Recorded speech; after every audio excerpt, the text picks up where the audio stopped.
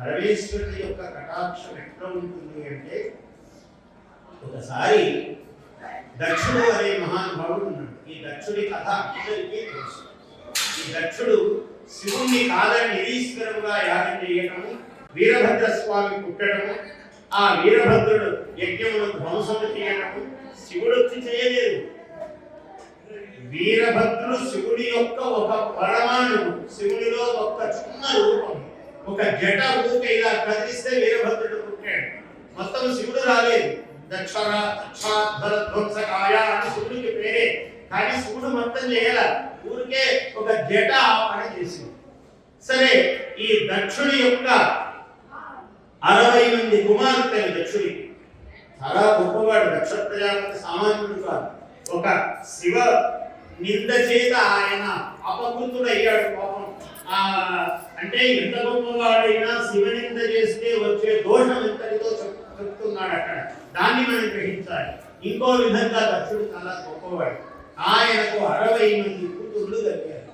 ఆ 60 మందిని ఎవరెవరికి ఎలా ఇవ్వాలో 27 మంది చంద్రుడికి ఇచ్చాడు.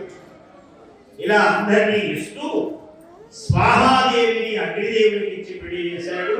స్వధాదేవిని పితృదేవతలకు ఇచ్చి చేశాడు. స్వధా స్వాహా దేవేభ్యః స్వధా పితృభ్యః అన్నాడు. మనం యజ్ఞంలో పితృదేవతలకు ఇవ్వాలి అంటే స్వధా అని అనాలి. దేవతలకు ఇవ్వాలి హవిస్సు అంటే స్వాహా అని ఇవ్వాలి. కాబట్టి స్వాహా దేవేభ్యః స్వధా పితృభ్యః అన్నం మనుష్యేభ్యః అన్నాడు. హవ్య అన్నం, హవ్యం దేవేభ్యః హవ్యం పితృభ్యః అన్నం మనుష్యేభ్యః అన్నాడు. హవ్యము హవిస్సు అనేది దేవతలకు ఇచ్చేది, కవ్యము అనేది పితృదేవతలకు ఇచ్చేది, అన్నం మనుష్యులకు ఇచ్చేది. ఇది 3 విధాలుగా చెప్పారు. ఇలా స్వధాదేవికి పితృదేవతలకు ఒక 3 కూతుళ్ళు పుట్టారు. చాలా అద్భుతమైనటువంటి కథ శివపురాణంలో చెప్తున్నాడు. 3 కన్యలు పుట్టారు. ఎవరయ్యా వాళ్ళు? ఒక ఆమె మేనా, ఒక ఆమె పేరు, రెండో ఆమె పేరు ధన్య.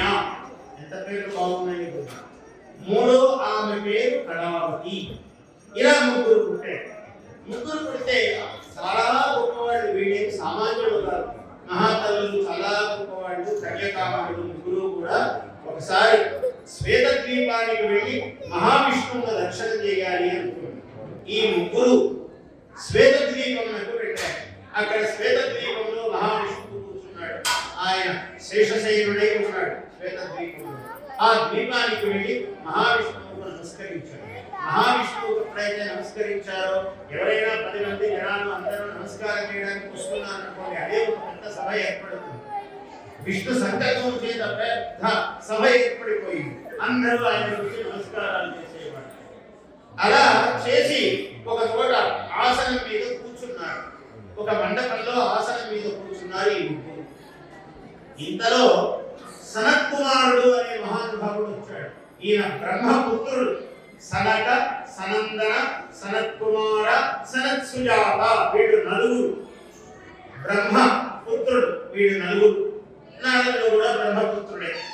కాబట్టి ఇందులో ఈ సనత్కుమారుడు విధాత్రో అన్నాడు. విధాత యొక్క తనయుడు సనత్కుమారుడు. ఈయన మహా తపస్వి. నిరంతరము బ్రహ్మ పరబ్రహ్మయందు మనస్సు లీనమవుతూ తపస్యలోనే ఉంటాడు ఎప్పుడు. ఆయన ఆ తపోలీన మూర్తి ఆయన ఎప్పుడు. ఆయన అలా వచ్చాడు. అందరూ మండపంలో ఉన్న వాళ్ళందరూ లేచి నిలబడి నమస్కారాలు చేస్తున్నారు.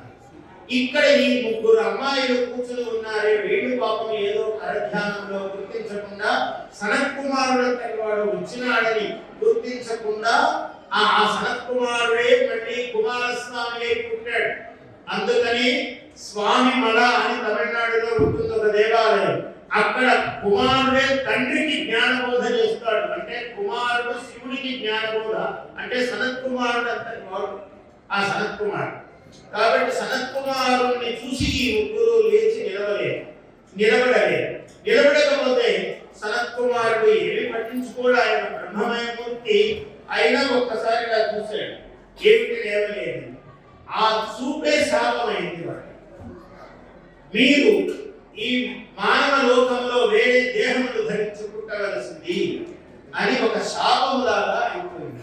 అయ్యో అని అప్పుడు వాడు ఏదో శబ్దం వినపడ్డట్టు అయింది అని గౌరవాలు సనత్ కుమార్ చూసి కాళ్ళ మీద పడి నమస్కారం చేసి, స్వామి క్షమించండి, అపరాధం చేశాను, గమనించలేదు, ఏదో పరధ్యానంలో ఉన్నాము, క్షమించండి అని వేడుకున్నారు.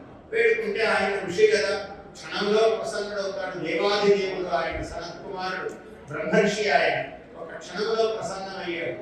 అమ్మా పర్వాలేదు, ఇది ఒక లోక కళ్యాణార్థమే మీకు ఈ శాపము లభించింది, ఇది గొప్పదే, మీకేమీ లోకం కాదు అన్నారు.